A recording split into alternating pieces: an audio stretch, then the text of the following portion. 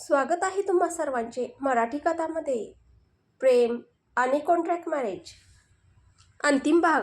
संजूलाही शुद्ध आली होती. आदित्य खाली वाकला, तिच्या कपाळावर प्रेमाने चुंबन घेतले आणि बाळाला तिच्या हातात दिले. आता पुढे आशिष त्या तिघांचे छायाचित्र काढतो. अगदी एक आनंदी कुटुंब. अदिती अजूनही न्यूयॉर्कमध्येच होती. 1 वर्षापूर्वी जेव्हा अदिती घरी आली होती तेव्हा आशिषने तिला आपले उत्तर दिले होते. ते दोघे 1 वर्षापासून नात्यात होते.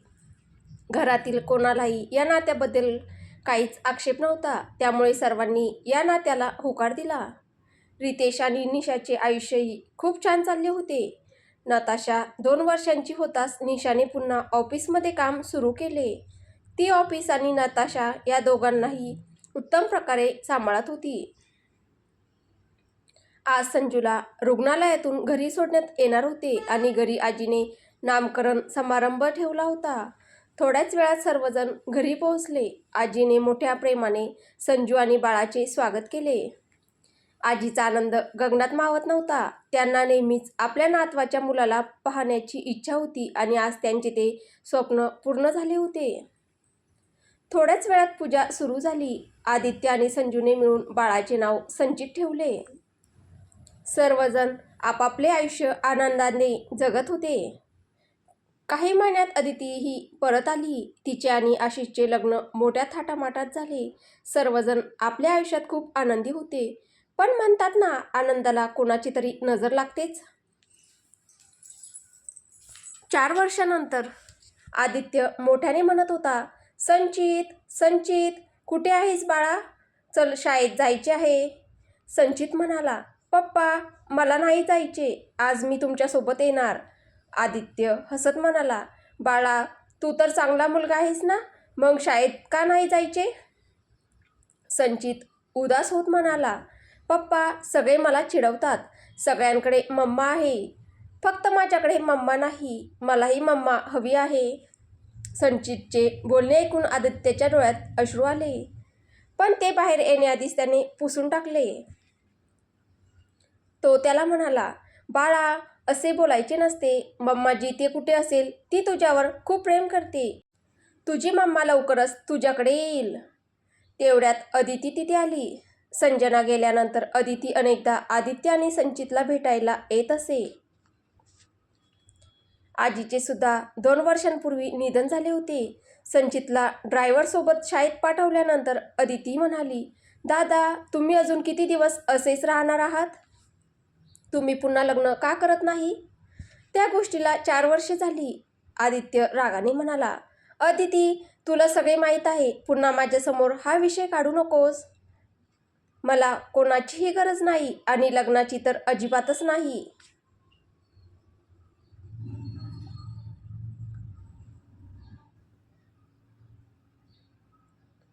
अदिती शांतपणे म्हणाली, तुम्हाला नसेल, पण संचितला आईची गरज आहे. त्याच्यासाठी सुद्धा तुम्ही लग्न करू शकत नाही का?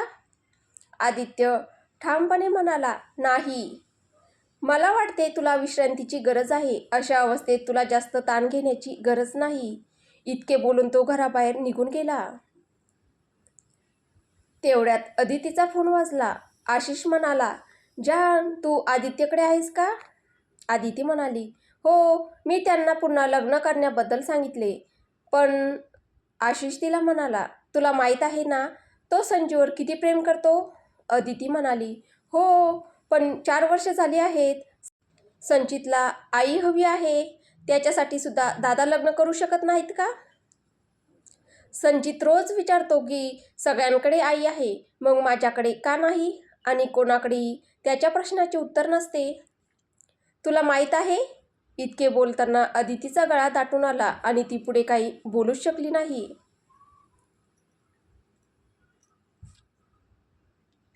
आशिष प्रेमाने तिला समजावत म्हणाला, अदिती, मला माहिती आहे की तुला आदित्य आणि संचितची काळजी वाटते, पण स्वतःची सुद्धा काळजी घे. आता तू एकटी नाहीस. आपला छोटासा जीव सुद्धा तुझ्यासोबत आहे. अदिती स्वतःला सावरत म्हणाली, हो, मला माहीत आहे. तू इतकी काळजी करू नकोस. अजून फक्त 3 महिनेच झाले आहेत. मी स्वतःची काळजी घेऊ शकते. या 4 वर्षांमध्ये आदित्य खूप बदलला होता. त्याचा राग आणखी वाढत होता. तो फक्त आपल्या मुलासोबतच प्रेमाने वागत असे. तो संचितवर जीवापाड प्रेम करत होता. आदित्य स्वतःच्या हाताने संचितला जेवण भरवत होता. त्याचे सर्व काम तोच करायचा. त्याला व्यवस्थित झोपवल्यानंतर तो गच्चीत जाऊन चंद्राकडे पाहू लागला. 4 वर्षांपूर्वी घडलेल्या त्या अपघाताने त्याचे आयुष्य कसे पूर्णपणे बदलून टाकले याच्या आठवणी त्याच्या मनात पुन्हा जाग्या झाल्या. अदिती आणि आशिष मधुचंद्रावरून परत आल्यानंतर अदिती, निशा आणि संजू तिघी खरेदीसाठी बाहेर गेल्या होत्या. मुलं झाल्यापासून निशा आणि संजूने स्वतःसाठी वेळच काढला नव्हता. म्हणून अदितीही त्यांच्यासोबत गेली होती. परत येताना निशा आणि अदिती आपापल्या घरी गेल्या. संजूला मात्र ऑफिसमधून काही कागदपत्रे घ्यायची होती. म्हणून ती ऑफिसच्या दिशेने निघाली. पण ऑफिसमध्ये पोहोचण्याआधीच पाऊस सुरू झाला. संचितची तिला खूप काळजी वाटत होती. म्हणून तिने घरी जाण्यासाठी जवळचा रस्ता निवडला. ती खूप वेगाने गाडी चालवत होती आणि त्याच कारणामुळे तिचा अपघात झाला. त्या कच्च्या रस्त्याच्या मागे एक खोल दरी होती. संजू गाडीसह त्याच दरीत कोसळली. संजूचा मृतदेह सापडलाच नव्हता. म्हणूनच आदित्यला आजही वाटत होतं की संजू जिवंत आहे. त्यावेळी त्याने संजूचा खूप शोध घेतला, पण आजपर्यंत तिच्याबद्दल काहीच माहिती मिळाली नव्हती. तरीही त्याला विश्वास होता की एक ना एक दिवस संजू त्याला नक्की भेटेल. दुसऱ्या दिवशी राजस्थानमधील सर्वात मोठा उद्योगपती जय राणा सिंग, मनाने तो खूप चांगला होता, पण ते तो कोणासमोरही दाखवत नसे.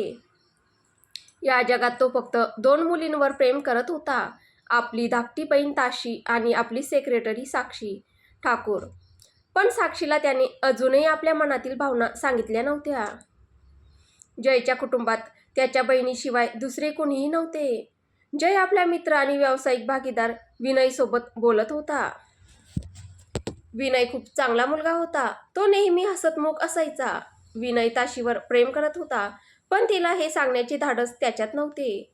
जयला ही गोष्ट चांगलीच माहिती होती. विनयला ताशी आवडते याबद्दल त्याला काहीच आक्षेप नव्हता. उलट त्याला वाटत होते की जर त्याच्या बहिणीचे लग्न त्याच्या जिवलग मित्राशी झाले तर ती कायम त्याच्या जवळच राहील. विनय त्याला म्हणाला, जय, एक गोष्ट सांग, तू साक्षीशी का बोलत नाहीस? जर कोणी दुसराच तिला तुझ्यापासून दूर घेऊन गेला तर काय करशील? जय हसत त्याला म्हणाला, जर मीही तुला हाच प्रश्न विचारला तर? विनय काहीच बोलला नाही, कारण त्याला माहीत होते की जय ताशीबद्दल बोलत आहे. तेवढ्यात त्यांच्या दालनाचे दार न ठोठावता ताशी आत आली. आता त्यांना त्याची सवयच झाली होती. ताशी धावत आली आणि जयच्या गळ्यात पडत म्हणाली, दादा, आपल्याला तो प्रोजेक्ट मिळाला. मी खूप आनंदी आहे. आज आपण सगळे मिळून आनंद साजरा करूया. हा प्रोजेक्ट ताशीने स्वतःच्या मेहनतीवर मिळवला होता. तो खूप मोठा प्रोजेक्ट होता, त्यामुळेच ती इतकी आनंदी होती. या करारामुळे जयला खूप फायदा होणार होता. जयला आपल्या बहिणीला आनंदी पाहूनच आनंद होत होता. विनयच्या चेहऱ्यावर सुद्धा हसू उमटले. तेवढ्यात साक्षी दार ठोठावून आत आली. ती म्हणाली, सर, आपल्या मुंबईतील ऑफिसमध्ये काही अडचण निर्माण झाली आहे. ती इथून सोडवता येणार नाही. तुम्हाला मुंबईला जावे लागेल. जय काही बोलणार इतक्यात ताशी म्हणाली, दादा, मला सुद्धा या प्रोजेक्टसाठी मुंबईला जायचे आहे, म्हणून तुम्ही माझ्यासोबत या. साक्षी विचार करत म्हणाली, पण सरांना उद्याच निघावे लागेल. जयने ताशीला विचारले, तुला कधी जायचे आहे? ताशी म्हणाली, दादा, मला अजून 3-4 दिवसांनी जायचे आहे. त्या दिवशी खन्ना इंडस्ट्रीच्या मुख्य कार्यकारी अधिकाऱ्यांसोबत माझी मीटिंग आहे. जय म्हणाला, ठीक आहे, तूही उद्याच माझ्यासोबत चल. काही दिवस मुंबईत फिरून ये. तोपर्यंत मी माझे काम पूर्ण करेन आणि मग आपण सगळे एकत्र परत येऊ. साक्षीसुद्धा माझ्यासोबत येणार आहे, म्हणून इथले सगळे काम विनय सांभाळेल. विनयही जयचे बोलणे समजून घेत म्हणाला, ठीक आहे, इथले काम मी सांभाळतो. तुम्ही तिघे उद्या मुंबईसाठी निघा. 2 दिवस झाले होते जय, साक्षी आणि ताशीला मुंबईत येऊन. आज ग्रँड हॉटेलमध्ये एक बिझनेस पार्टी होती, ज्यामध्ये मुंबईतील अनेक मोठमोठ्या उद्योगपतींना आमंत्रित करण्यात आले होते. जयलाही या समारंभाचे निमंत्रण मिळाले होते. त्याच्या व्यावसायिक संबंधांसाठी हा समारंभ महत्त्वाचा होता, म्हणून तो ताशी आणि साक्षीसोबत तिथे जाणार होता. अदिती, आशिष, रितेश आणि निशा देखील या समारंभाला येणार होते. अदितीने आदित्यला फोन करून विचारले, दादा, आज संध्याकाळच्या समारंभाला तुम्ही जाणार आहात ना? आदित्य तिला म्हणाला, माझे मन नाही आहे. अदिती म्हणाली, पण दादा, तुम्हाला तर विशेष निमंत्रण मिळाले आहे. आदित्य म्हणाला, ठीक आहे, मी प्रयत्न करेन. तर इकडे जय आपल्या भूतकाळाचा विचार करत होता. वडिलांच्या मृत्यूनंतर त्याला, त्याच्या आईला आणि लहान बहिणीला घराबाहेर काढण्यात आले होते. तेव्हा जय फक्त 12 वर्षाचा होता. त्याच्या आईने किती कष्टाने त्याला आणि त्याच्या बहिणीला वाढवले होते, हे सर्व आठवताच त्याच्या डोळ्यात अश्रू आले आणि त्याच्या डोळ्यांसमोर 4 वर्षांपूर्वी घडलेला तो अपघात उभा राहिला. तेवढ्यात कुणीतरी त्याच्या खांद्यावर हात ठेवला. तो मागे वळून पाहतो तर ती साक्षी होती. साक्षी जयबद्दल सर्व काही जाणून होती. साक्षीला पाहताच जयने तिला घट्ट मिठी मारली. साक्षीनेही त्याला दूर केले नाही. ती त्याला शांत करण्याचा प्रयत्न करू लागली.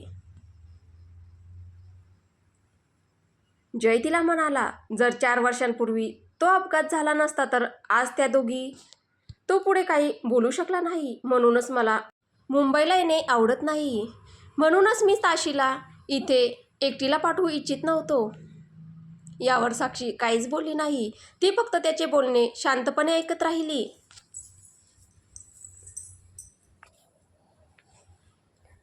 आदित्य संचितला सोबत घेऊन पार्टीला जाणार होता. तो तयार झाला होता. अदिती, आशिष, रितेश आणि निशाई निघाले होते. जय आणि साक्षी पार्टीला पोहोचले होते. ताशी थोड्या वेळाने येणार होती. जय चोरट्या नजरेने साक्षीकडेच पाहत होता. आज साक्षीने साडी नेसली होती आणि ती खूप सुंदर दिसत होती. तेवढ्या तिथे रितेश, निशा, आशिष आणि अदिती तिथे पोहोचले. नताशा घरीच आजी आजोबांकडे होती. आशिष, रितेश आणि जय एकमेकांशी गप्पा मारत होते. हळूहळू पार्टीचे वातावरण अधिकच आनंदी होत गेले. तेवढ्यात आदित्यचा प्रवेश झाला. त्याने आपल्या मुलालाही सोबत आणले होते. संचित खूप गोड दिसत होता. त्याने आदित्यचा हात घट्ट पकडला होता. ते दोघेही रितेश आणि इतर जिथे उभे होते तिकडे गेले. आशिषने आदित्य आणि जयची एकमेकांशी ओळख करून दिली. साक्षी बराच वेळ संचितकडेच पाहत होती. तो मुलगा तिला खूप ओळखीचा वाटत होता. संचित साक्षीकडे पाहून म्हणाला, आंटी, तुम्ही मला का पाहत आहात? सर्वांचे लक्ष त्या दोघांकडे गेले. साक्षी हसत म्हणाली, कारण तू खूप गोड आहेस आणि मला असे वाटते की मी तुला याआधी कुठेतरी पाहिले आहे. तेवढ्यात जयचेही लक्ष त्या मुलाच्या चेहऱ्याकडे गेले. त्यालाही तो चेहरा ओळखीचा वाटला, पण तो काहीच बोलला नाही. साक्षी आणि संचित आपापसात बोलू लागले. आदित्य आणि जय उद्याच्या मीटिंगबद्दल चर्चा करत होते. जय आदित्यला म्हणाला, माझी बहीण आता येईलच. हा प्रोजेक्ट तीच सांभाळत आहे. तेवढ्यात एक मुलगी धावत आली आणि जयच्या गळ्यात पडली. ती खूप सुंदर दिसत होती. अनेक जण तिच्याकडेच पाहत होते.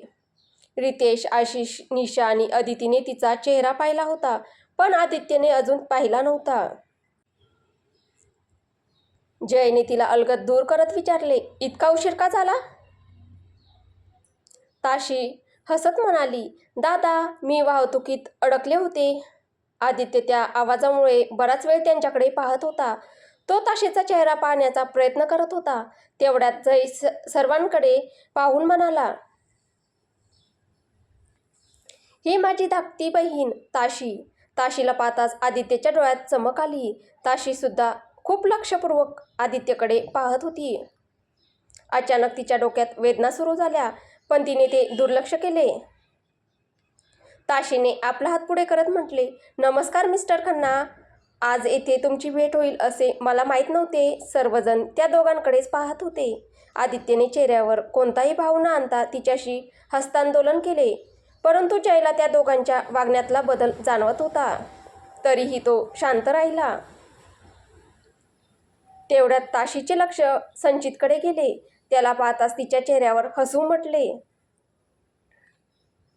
ती खाली बसत म्हणाली, हॅलो बाळा. संचित लगेच म्हणाला, माझे नाव बाळ नाही, माझे नाव संचित आहे. संचित? हे नाव ऐकताच तिच्या डोक्यात पुन्हा वेदना सुरू झाल्या. सर्वांनी स्वतःला कसाबसा सावरले. तेवढ्यात संगीत सुरू झाले. सर्वजण कोणासोबत ना कोणासोबत डान्स करत होते. गाणे बदलत होते आणि त्यासोबत जोडीदारही बदलत होते. आदित्यसोबत ताशी डान्स करत होती. ताशी सतत आदित्यच्या डोळ्यात पाहत होती. लग जा गले कि फिर ये हसीन रात हो ना हो, शायद फिर इस जन्म में मुलाकात हो ना हो. जसे जसे ते दोघे डान्स करत होते तसे तसे ताशीच्या डोळ्यांसमोर दोन व्यक्ती दिसू लागल्या. ते एकत्र डान्स करत होते पण त्यांचे चेहरे दिसत नव्हते. हमको मिली है आज ये घड़ियां नसीब से, जी भर के देख लीजिए हमको करीब से. डान्स करत करत ताशी अचानक आदित्यच्या मिठीतच बेशुद्ध झाली. हे पाहताच जय आणि इतर सर्वजण त्यांच्याकडे धावले. आदित्यने तिला आपल्या हातात उचलले आणि हॉटेलमधील एका खोलीत नेले. सर्वजण त्यांच्या मागोमाग गेले. आशिषने ड्रायव्हरसोबत अदिती, निशा आणि संचितला घरी पाठवले. आदित्य ताशीचा हात धरत म्हणाला, संजू संजू उठ. जय त्याच्या जवळ येत म्हणाला, तुम्ही काय करत आहात मिस्टर खन्ना? हिचे नाव संजू नाही ताशी आहे. आदित्य त्याच्याकडे पाहत म्हणाला, ही माझी पत्नी आहे संजना खन्ना. मी गेली 4 वर्षे संजूला शोधत आहे. हे ऐकताच जयला 4 वर्षांपूर्वी घडलेले सर्व काय आठवले. तो म्हणाला, नाही, हे शक्य नाही. ही माझी बहीण आहे. साक्षीने अलगद जयचा हात धरला. तेवढ्यात डॉक्टर तिथे आले.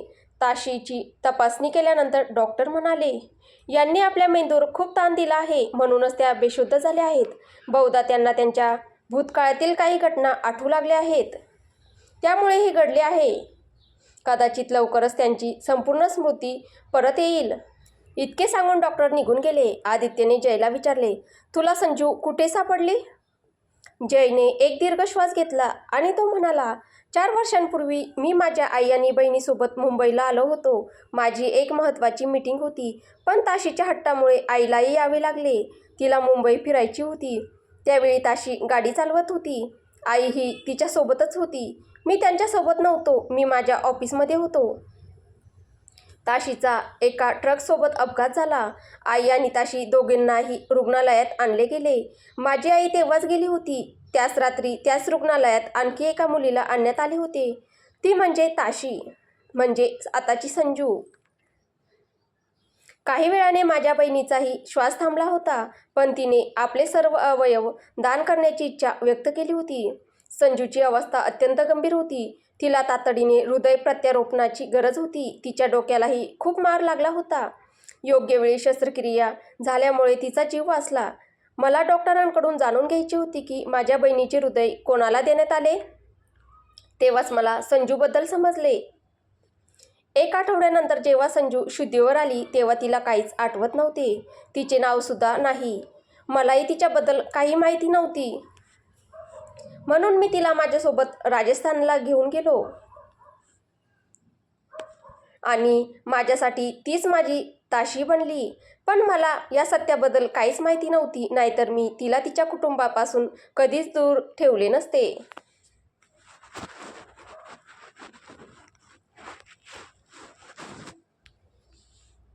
आदित्यने जयला मिठी मारली. धन्यवाद. तू तिची मोठ्या भावासारखी काळजी घेतलीस.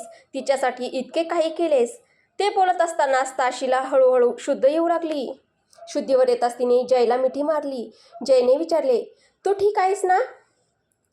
ताशी म्हणाली, दादा, मी डान्स करत होते तेव्हा मला काही चित्रे दिसत होती पण कोणाचाही चेहरा दिसत नव्हता. सर्वजण तिचा अर्थ समजून गेले. जय तिच्या डोक्यावरून हात फिरवत म्हणाला, तुला याबद्दल विचार करण्याची गरज नाही. फक्त स्वतःची काळजी घे. सध्या कुणीही संजूला काही सांगितले नाही कारण त्या क्षणी तिला काही सांगण्यात काही अर्थ नव्हता. संजूने खोलीवर नजर फिरवली आणि मग आदित्यकडे पाहत विचारले, संचित गेला का? जय म्हणाला, तुला संचितला भेटायचे आहे का? संजू हसत म्हणाली, तो किती गोड मुलगा आहे. मी जेव्हाही त्याला पाहते तेव्हा मला वाटते की मी त्याला आधीपासून ओळखते. थोड्याच वेळात सर्वजण आपापल्या घरी निघून गेले. संजूही जयसोबत निघून गेली. आज आदित्य खूप आनंदी होता, कारण त्याला त्याची संजू परत मिळाली होती. आता त्याची एकच इच्छा होती की संजूला लवकरात लवकर सर्व आठवावे. जय आपल्या खोलीत बसून संचितबद्दल विचार करत होता. आता त्याला समजले होते की संचित त्याला ओळखीचा का वाटत होता, कारण त्याचा चेहरा बऱ्याच अंशी संजूसारखाच होता. तेवढ्यात विनयचा फोन आला. फोनवर विनयचे नाव पाहताच त्याला आठवले की विनयला संजू आवडते. एक दीर्घ श्वास घेत त्याने फोन उचलला आणि त्याच्याशी बोलू लागला.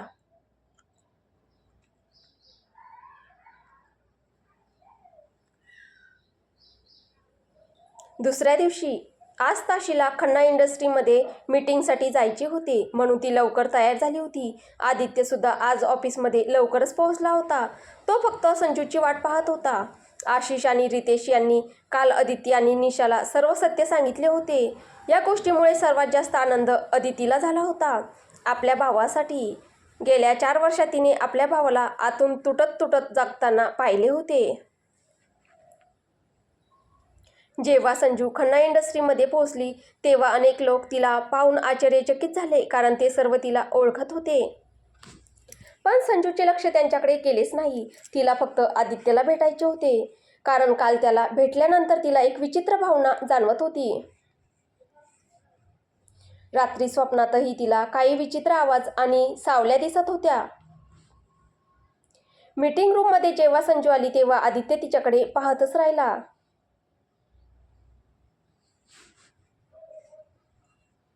थोड्याच वेळात संजूने सादरीकरण पूर्ण झाले. ते सर्वांना खूप आवडले. एक एक करून सर्वजण मीटिंग रूममधून बाहेर गेले. खोलीत आता फक्त आदित्य आणि संजू उरले होते.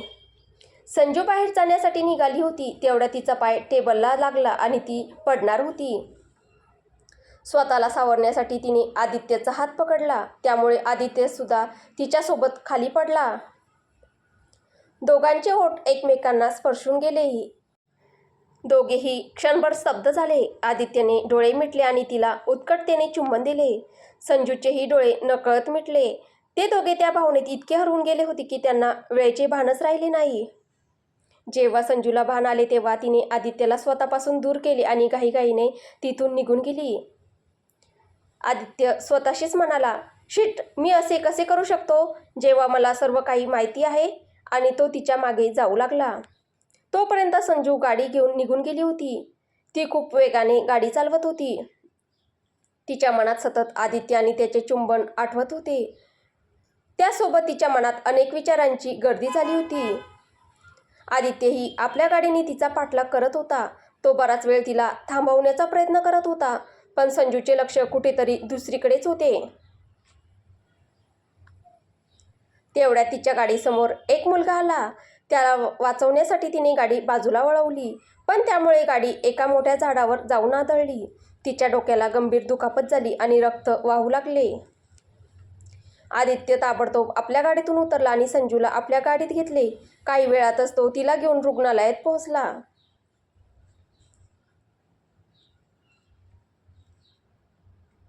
आदित्य खूप घाबरला होता. त्याला पुन्हा एकदा संजूला गमवायचे नव्हते. त्याला वाटत होते की हे सर्व त्याच्यामुळेच घडले आहे. रस्त्यातच त्याने सर्वांना याची माहिती दिली होती. थोड्याच वेळात सर्वजण रुग्णालयात पोहोचले. डॉक्टर म्हणाले, रुग्णाच्या डोक्याला दुखापत झाल्यामुळे खूप रक्तस्राव झाला आहे, पण आता त्या धोक्याबाहेर आहेत. थोड्याच वेळात संजूलाही शुद्ध आली. तिला दुसऱ्या कक्षात हलवण्यात आले होते. आदित्यला पाहताच ती ताबडतोब त्याच्या गळ्यात पडली. आदित्य, माझा संचित, तो कुठे आहे? संजूचे शब्द ऐकता सर्वजण आश्चर्यचकित झाले, पण त्या क्षणी त्यांना खात्री पटली होती की संजूची स्मृती परत आली आहे. आदित्यने तिला आणखी घट्ट मिठी मारली. थोड्याच वेळात संजू आदित्यपासून दूर झाली आणि जाऊन जयच्या गळ्यात पडली. दादा, संजूच्या तोंडून दादा हा शब्द ऐकताच जयच्या डोळ्यात अश्रू आले. त्याला वाटत होते की एकदा ताशीला सर्व काही आठवले की ती त्याच्यापासून दूर जाईल, पण आज तो खूप आनंदी होता. संजूने एक एक करून सर्वांना भेटली. निशाला, आशिषला, अदितीला आणि रितेशलाही. आज सर्वजण खूप आनंदी होते. 2 दिवसांनी संजूला रुग्णालयातून सुट्टी मिळाली. आज ती खन्नाविलामध्ये जाणार होती. इकडे संचितला जेव्हा समजले की संजू त्याची आई आहे तेव्हा तो खूप आनंदी झाला. आज खन्नाविला अतिशय सुंदरपणे सजवण्यात आला होता. विनयलाही जेव्हा सत्य समजले तेव्हा त्याचे मन तुटले, पण तरीही तो संजूसाठी आनंदी होता. काही काळानंतर अदितीने एका मुलाला जन्म दिला. त्याचे नाव अर्जुन ठेवण्यात आले. जयने साक्षीला आपल्या प्रेमाची कबुली दिली आणि साक्षीनेही होकार दिला. काही काळातच त्या दोघांचे पण लग्न झाले. जय आणि साक्षी मुंबईत स्थायिक झाले. मुंबईतील कामकाज आता ते दोघेच सांभाळत होते. जयला संजूपासून दूर जायची नव्हती आणि साक्षीलाही त्याबद्दल काहीच हरकत नव्हती.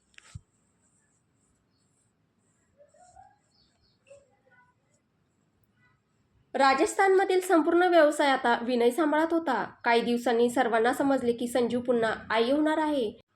या बातमीमुळे सर्वात जास्त आनंद संचितला झाला होता, कारण त्याला एक लहान बहीण हवी होती. काही दिवसांनी संजूच्या प्रसूतीची वेळही आली. संजूने जुळ्या बाळांना जन्म दिला, एक मुलगा आणि एक मुलगी. मुलगा मुलीपेक्षा 10 मिनिटांनी मोठा होता. जेव्हा आदित्यने आपल्या दोन्ही मुलांना पाहिले तेव्हा त्याच्या आनंदाला पारावार उरला नाही. संजूने प्रेमाने दोन्ही बाळांच्या कपाळावर चुंबन घेतले आणि नंतर आपल्या मोठ्या मुलाच्या संचितच्या डोक्यावरून प्रेमाने हात फिरवला. संचित मोठ्या प्रेमाने त्या दोघांकडे पाहत होता. संजू आणि आदित्यने आपल्या दोन्ही मुलांची नावे प्रेमाने तन्मय आणि ताशी ठेवले. ताशी हे नाव ऐकताच जयच्या डोळ्यात अश्रू आले. आज तन्मय आणि ताशीचा पहिला वाढदिवस होता, म्हणून घरी एक छोटासा समारंभ आयोजित करण्यात आला होता, ज्यामध्ये फक्त घरातील सदस्य उपस्थित होते. समारंभ संपल्यानंतर सर्वजण आपापल्या घरी परत गेले. संजू आपल्या तिन्ही मुलांसोबत बसली होती. तेवढ्यात आदित्यही तिथे आला. सर्वजण मिळून हसत खेळत वेळ घालवू लागले. तो खरोखरच एक खूप सुंदर क्षण होता. एक आनंदी, प्रेमळ आणि परिपूर्ण कुटुंब. तर ही कथा आपली इथं संपत आहे. तुम्हाला ही कथा कशी वाटली कमेंटद्वारे नक्की कळवा. लवकरच आपण नवीन कथेसोबत भेटू. त्यासाठी आपल्या चॅनलला सबस्क्राईब करून ठेवा. धन्यवाद.